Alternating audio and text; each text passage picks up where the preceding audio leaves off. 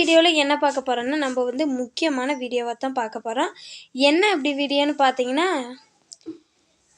இந்த வீடியோக்கு நீங்கள் புதிய பார்வையாளராக இருந்தால் சப்ஸ்கிரைப் பண்ணிக்கோங்க. கூடவே ஒரு லைக் பண்ணிடுங்க.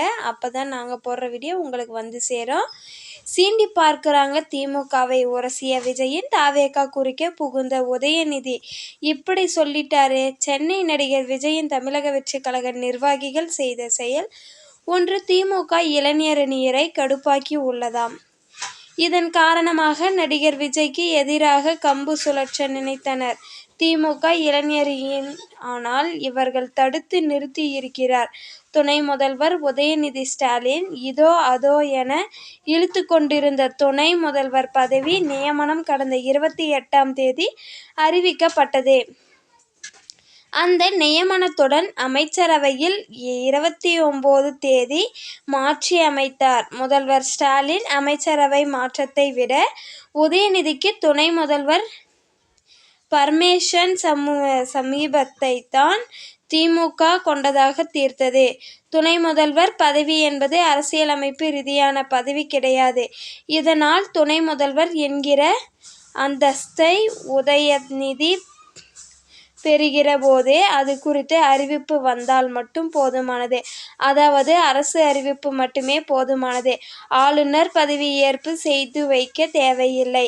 அதிகாரி யார்? உதயநிதி துணை முதல்வராக பதவி உயர்வு அளிக்கப்பட்டு உள்ள நிலையில் அவருக்கான செயலர்கள் நியமிக்கப்பட வேண்டும். அந்த செயலர் பதவியை பிடிக்க கூடுதல் தலைமை செயலாளர்கள் அந்தஸ்தில் உள்ள IAS அதிகாரிகள், முதன்மை செயலர்களாக உள்ள IAS அதிகாரிகள் பலரும் லாபி செய்ய தொடங்கியிருக்கிறார்கள்.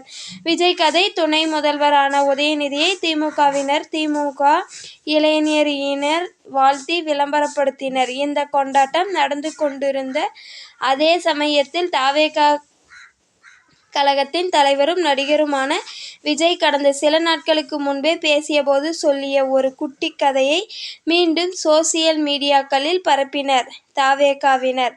அதாவது, ஒரு அப்பா இருந்தாரா, அவருடைய பையனுக்கு அப்பா சட்டையை போட்டுக்கொள்ள ஆசை. அந்த சட்டை தொல்லன்னு இருக்குன்னு தெரிந்தும் போட்டுக்கொள்ள ஆசை என்கிற ஒரு குட்டி கதையை சொன்னார். அந்த கதையில் வரும் அப்பா ஸ்டாலின் மகன் உதயநிதி.